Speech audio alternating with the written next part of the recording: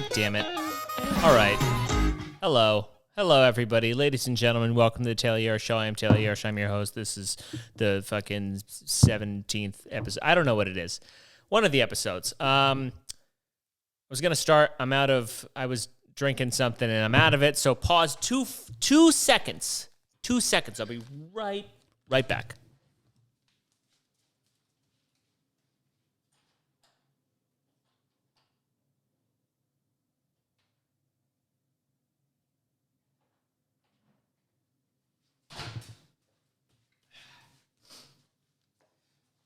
Okay. See that? Here we go. Now it's starting. Maybe you skipped ahead, maybe you didn't. This is that's what we want.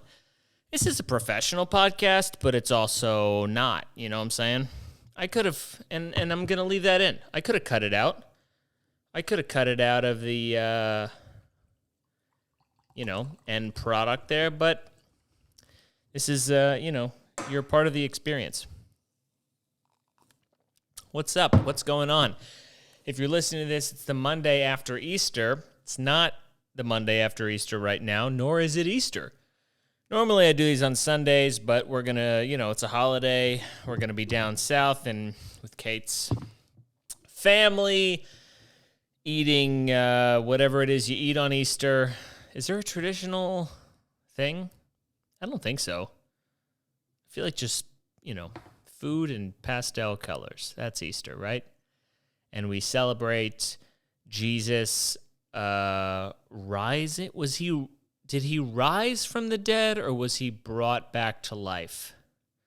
Like mummy style, where somebody read a book and then Jesus levitated off the table and started sucking the souls out of people to get stronger until eventually he had sucked enough souls to where he was strong and he could rule once again. I believe that's the story. There's a bunny somewhere in there. But that's basically the gist of it. This is the, what is it? Thursday. This is April Fool's Day, everybody. April Fools. And I tricked you because I started the podcast, but it wasn't really the beginning because I had to go get another Truly. Welcome to the show.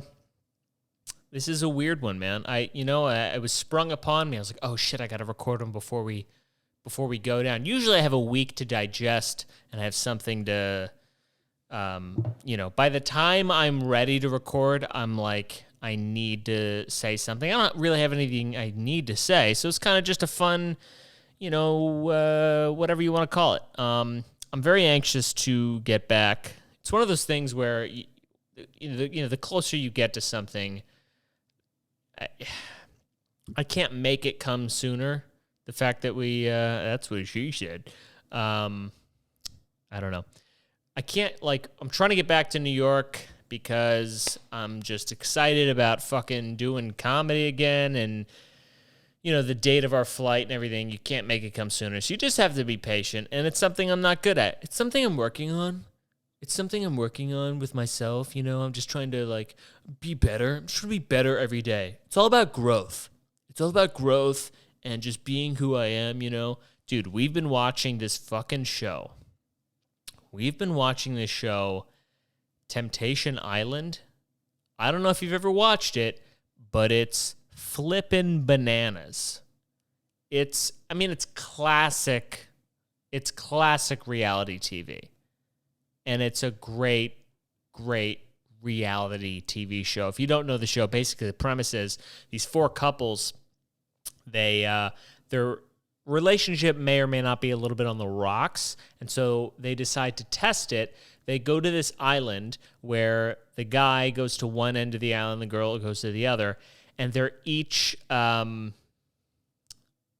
that. So if the guy goes to his side of the island, there's all these women there that are temptresses. Is it temptress or tempstress? I think I'm thinking of seamstress. I think it's temptress. It's a bunch of they're a bunch of hot chicks over there that try to get you to, fuck up. and cheat on your girlfriend. That's the whole premise. And then on her side of the aisle is just a bunch of fucking yoked dudes who have just been edging for a month, who just now all these women are showing up and they're just jacked and like, what's up? Yeah, I mean, yeah, he is an asshole. God, you deserve so much better. And you just watch each person just get sucked into, and it's like, it's not the way to figure out if the one you're with is the one you should be with. I don't think that's the best. And then, so what happens is, and then every once in a while they have these bonfires where the couples, so like all the dudes that are in a relationship will go to the bonfire and the girls do the same thing. And they show them videos of what their significant other is doing. I'm a little drunk on the other side of the island, but they cut it in a way that is just, it's showing you the worst possible cut. You know what I mean? There's no context, so you just get like a 3-second clip of your boyfriend staring at some tits or something like that, and then they're like, so how do you feel about that? It's just great. And there's some real characters on there. It's just a great show. But anyway, I bring that up because everyone on that friggin' show uses words like growth, growth and intellectual and about, change, and you're not real. You're not being real. Like, he's real and she's so not real. Like, I feel like he's being real and like genuine and real. And everyone says everything without saying anything. And those are my favorite types of people. Those are the types of people that are like, they're all influencers without being influencers. You know what I mean? It's the people, it's like who I was talking about last podcast, the growth people who just, I've been on this island every day working on myself. Hey, no, you haven't. You've been drinking and playing volleyball and working out and trying to bang some girl while her boyfriend's on the other side of the island. That's your growth. That's your growth. And then, it's just redonkulous. But that's the whole point of the show, is to get you riled up. And it fucking works. What can I say?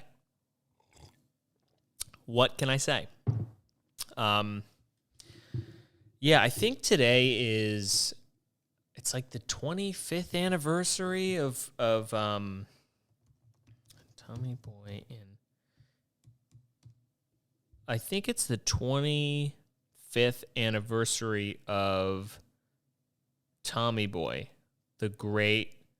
probably the greatest Chris Farley movie. It's got to be, right?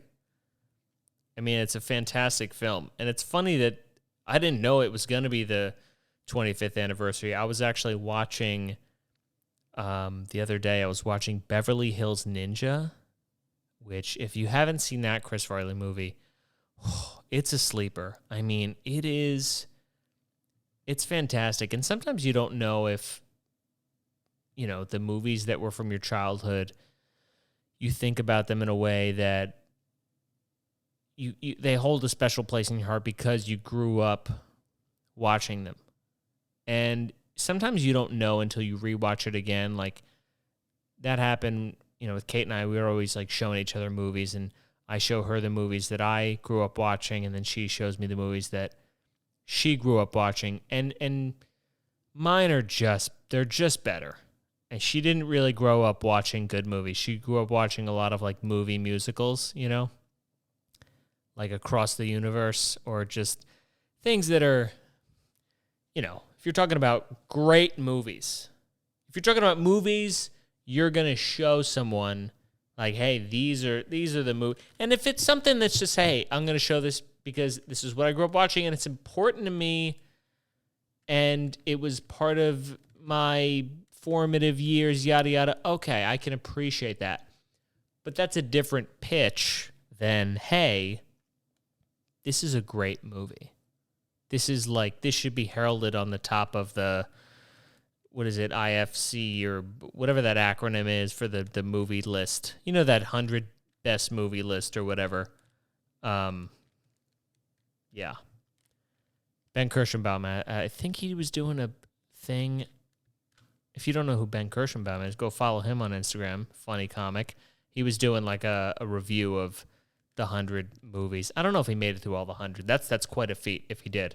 But anyway, it's not going to be on one of those fucking lists across the universe or any of these movie musicals. You know what I mean? The first movie I can remember seeing, or I can remember being like able to quote, like see it enough to quote it, is Goodfellas. Just objectively good fucking film. It's a great film. And I watched that from an early age. And it doesn't it break your heart when you have a movie that you're like, this is everything. This is a great movie. And you know why? Like there's certain scenes, like the funny house scene. It's just, you're trying to convey to a person who's never seen it or just really can't appreciate it, like why it's such a good, and not that she can't appreciate why it's a good movie, you know what I mean? She can watch it and be like, yeah, that was good. But I don't know. It's also, I guess, just more the culture that I grew up with, with the, Italian kind of Goomba, all that mafioso bullshit. I like crime movies. I do. I have a soft spot for crime movies. I like The Departed, even though Jack Nicholson's Boston accent is ridiculous. Are you or are you not a fucking cop? It's my favorite line. You want him to chop me up and feed me the fucking poor? Is that what you want? Leo DiCaprio. It's a great movie. Great movie, heavy-hitting actors, great story. Alec Baldwin, just awesome guest star. You know what I mean? Like, objectively good movies. And sometimes great movies are going to revolve around, like, they're always going to revolve around some kind of crime. They're going to revolve around, some kind of issue, a lot of times race. It's just the way it is. We like those are the kind of movies that we like. We like a good biopic, whatever, Ah, fuck, you should have seen him play Harvey Milk. Who? Harvey Milk. You should have seen him. Oscar. Those are the things that win you an Oscar. It's like you play a real person, or it used to be you played somebody who was a little fucked up before, you'd get, that's something to get you canceled. Like Dustin Hoffman in Rain Man.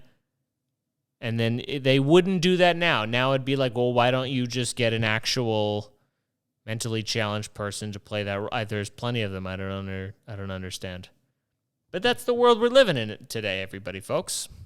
That sentence didn't make sense. Sometimes you get a little too messed up for these, And we continue. But anyway, yeah, so I was watching the fucking Beverly Hills Ninja. If you haven't seen it, go watch it. It's great, classic physical comedy from Chris Farley. And there's a scene I was watching, and as I was watching it, I was like, dude, there's no way that they could do this now. First of all, the whole premise of the movie would not be made. It's like there's this community of ninjas that live on this, wherever they live, and somewhere in Asia, and this white baby washes upon their shores, and they raise it and train it to be a ninja. And it's Chris Farley, and he's god awful. He's the worst. He's the worst ever. But he grew up in this community, and then he gets this mission, whatever. He goes off and he tries to be a ninja, and some of the scenes, like this hibachi scene. So he's trying to eavesdrop on the bad guy, the bad character or whatever. So he's dressed up as a hibachi chef. And the whole scene really is just him making Japanese and Asian sounds. That's kind of the whole scene. But it still has, it still has the hilarious like elements of physical comedy that Chris Farley was famous for. Like, physical comedy is it's so difficult. If you really think about it, it's so difficult to do. Like, I have a newfound respect for people like Kevin James, who if you watch King of Queens or just any of his movies, like, to be a physical actor and move quickly like that, and just like with the physical, and the facial expressions, and just to be so explosive. There's such an athletic quality to it that I think just goes over a lot of people's heads, and they can't really appreciate it. Like, film is very difficult. It's very difficult to be good on camera. Like, that's the kind of stuff where theater, you can be big and you can be bold, and it's kind of all part of it. You know what I mean? But to do it on camera and have it not be too much, and where you're not, it's like a lot and a little at the same time. It's hard to explain. Let's watch this scene. Oh, fuck, is my goddamn Wi-Fi not working? Oh, God. YouTube with the ads. I mean, what the fuck? All right, you don't have to listen to that. But yeah, it might be my favorite scene in the movie. Okay, yeah. So, here we go. Come on, rewind. There we go. Oh, also the music in this movie. There's that song, Turning Japanese. I think I'm turning Japanese. I really think so. Also, another song they could never do. They would not come out with that song now. I'm turning Japanese. I think I'm turning. Dude, have you seen? Real pause before I play that scene. So, Turning Japanese by the Vapors. I mean, that's got to be their only hit. Turning Japanese by the Vapors. I mean, who is the Vapors' lead singer? This guy looks creepy as hell. He's like sitting cross-legged. Dude, the cover of this record, there's so much going on here. I don't know how to he's wearing like these brown boots. He's wearing two different outfits, sitting cross-legged, looking into the camera. Then he's just real up fucking close, looking into the camera, laying down on his side, looking into the camera, and then just kind of sitting perched up, looking. This cover makes no sense. Go look it up. Turning Japanese by the Vapors. It makes no sense, and it's very weird. Do they have any other hits? Now we got to open up Spotify. Computer's being real slow right now. The Vapors. Don't search the song, Taylor.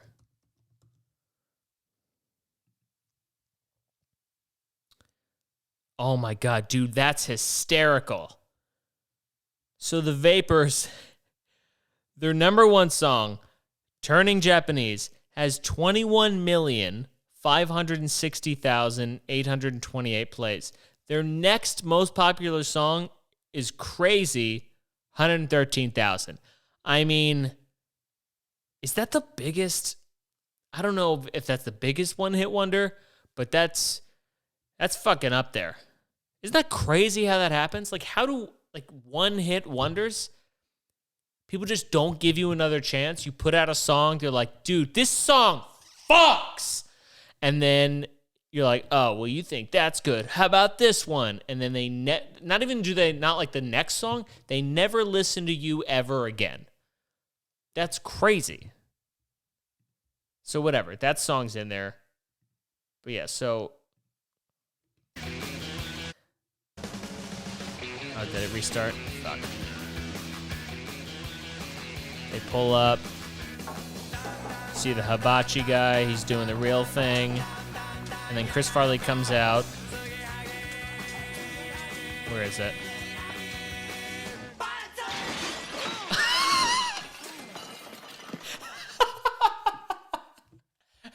Dude, the double take. The double take is so... It's so subtle, and it's like... It's forced, and it's also classic Chris Farley. God damn, it's so good.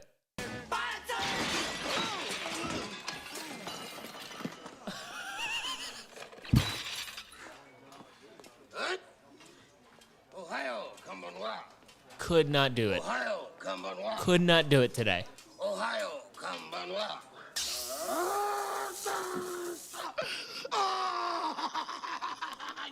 Canceled. Immediately canceled for this scene. Maybe. Here it is. Wait. Couldn't do it. You're canceled. You could not. Wawa.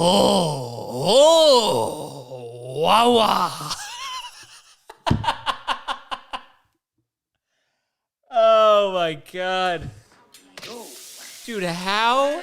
This must have taken fucking 30 takes. If I was any other actor in the scene, I would be dying. And then, okay, I'm not gonna play the whole scene, but the rest of him is just him fucking up doing the hibachi and... God, man, it sucks that can get you in trouble now. You know, I think it may have been Louis that had it's on his last special or maybe the one before, just about how stereotypes are offensive, but the voices are funny. It's a great premise. Such a great premise. And it's so fucking true. The voices are funny. And we all know it. We all know the voices are funny. When you do the voices to people, if you nail it, they laugh. And it's just a shame, you know? Maybe you can still do it. Maybe I'm overreacting and I'm being too whatever about it, but yeah, man, this is just a great fucking movie. Yeah, man. The impact that Chris Farley had on me. They put out a documentary about him recently. It was okay. I don't like documentaries that it's basically just a slideshow of pictures and then people talking. You know what I mean? Like it wasn't enough of him, but maybe that's kind of just telling of how young he died, and there's only so much to cover. There's only so much to go over, but it just sucks because hearing people talk about it, just how funny he was, and just being around on SNL and like how he would try to make people laugh. Like it's just, God, what is the concoction of, because he died from an overdose, and it's like, would you get Chris Farley without it? Maybe not. But at the same time, I don't know. It's just a fucking bummer that there aren't people like him now. Because now SNL kind of sucks. It really does. Yeah, a lot of I don't know who's in charge over there, but it's just not funny. It's just not funny. And maybe it's just hard. Like I don't think every sketch has been done, but it's just not as, I hate using the word edgy, but it's just not it doesn't strike me as a late night comedy show anymore. A late night sketch show. I mean, it's supposed to be the cream of the crop, and it just, doesn't seem like it, I guess. What was I going to say? God damn it. I was just going to say something. Fuck, it's gone. It's gone. And that's what happens when you get a little bit lit.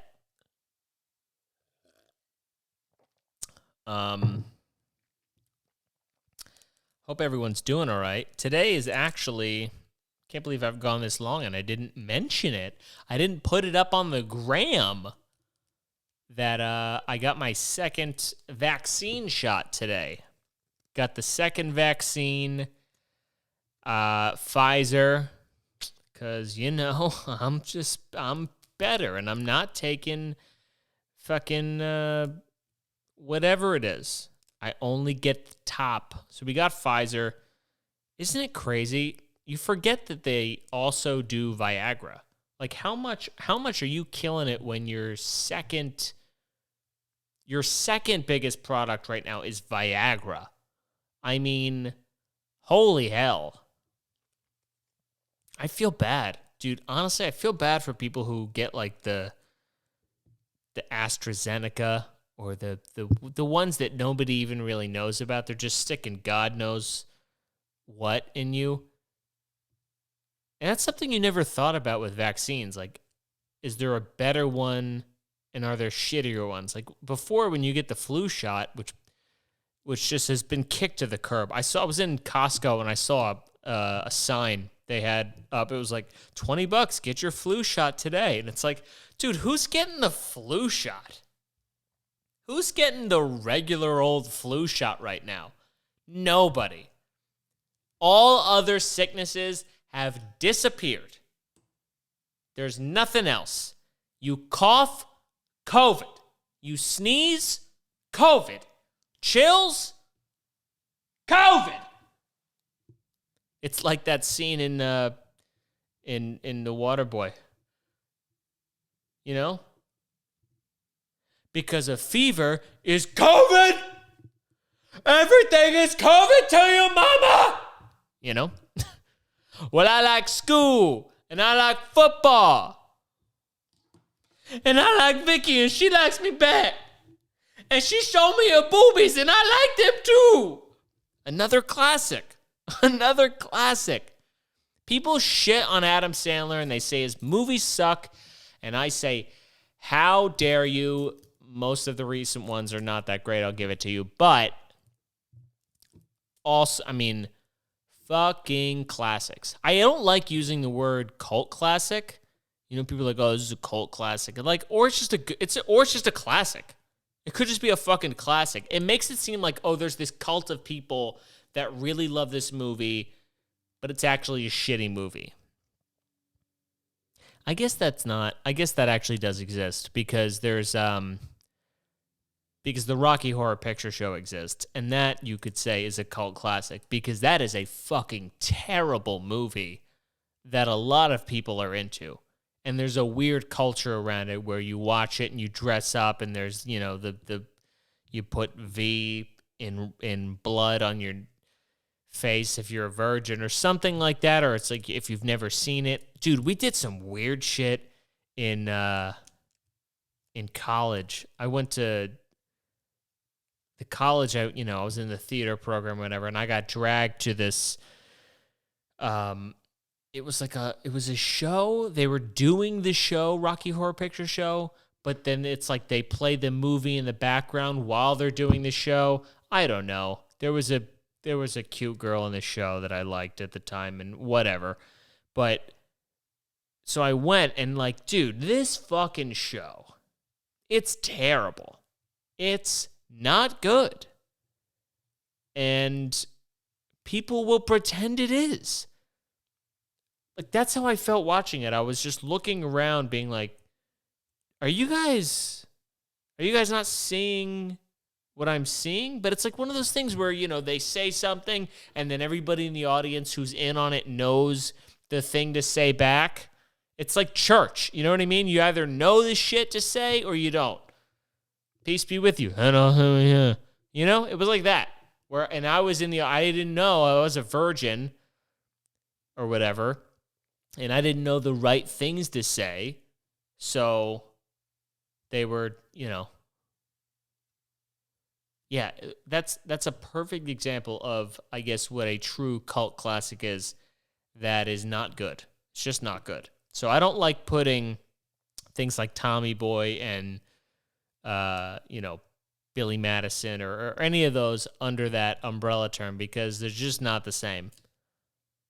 Yeah, Adam Sandler had some fucking bangers, man. Some great, great movies. Waterboy, Billy Madison, Big Daddy, one of my favorites. That was another one I grew up with. That dude, there's movies that like I know.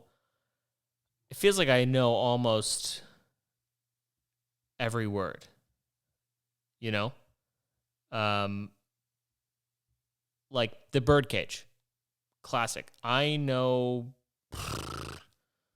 feel like I know every word to that movie. Yeah, there's like there's certain, I don't know what scenes are on YouTube. The Birdcage. The Val's getting married scene. Fucking YouTube ads. And I thought I was high energy. All right, let's play this. It's been a while since I've seen this, but thank you, dear. Ooh. Mmm. Turkish coffee, delicious. See? Is Val still asleep? Mm-hmm. He must be exhausted. Poor baby. You should have told me he was coming. I'm so ashamed of the way I acted last night. How could I know? How could I know? The truth is, you can't stand sharing your son with me. You're always pushing me away. Oh, will you look at this shirt? It's a rag. No matter how many shirts I send that boy, he only wears this one. I mean, I could do this whole fucking movie. I could do that whole movie. If you had another one, if you haven't seen The Birdcage, watch it. I mean, it's classic. Another movie they probably wouldn't do today because it's, you know, it's surrounding the gays or whatnot. Also, I don't know if you could do it without. I mean, Robin Williams, Nathan Lane, they just fucking nail it. That cast is just unbelievable. The scene where Robin Williams is trying to teach Nathan Lane how to act straight. I mean, come on, man. It's so good. It's so goddamn good. God, this feels like this has just been a movie review podcast. It's not what it's meant to be. But, you know, listen, it's been like 2 days since I recorded the last one. I have less to say. But, you know, it's whatever. Yeah, that's the podcast this week. The next time should be in the studio. The studio. Ugh, that sounds fucking gross. It's my apartment. It's my apartment where there's some lights and I have a desk. That's the studio. But it just feels more like the studio because I have a little bit more control over what this thing looks like. I don't just have a shitty ring light and there's, you know, folded laundry behind me and our fucking what's it called? The bed. The fucking, oh God, what are these beds called?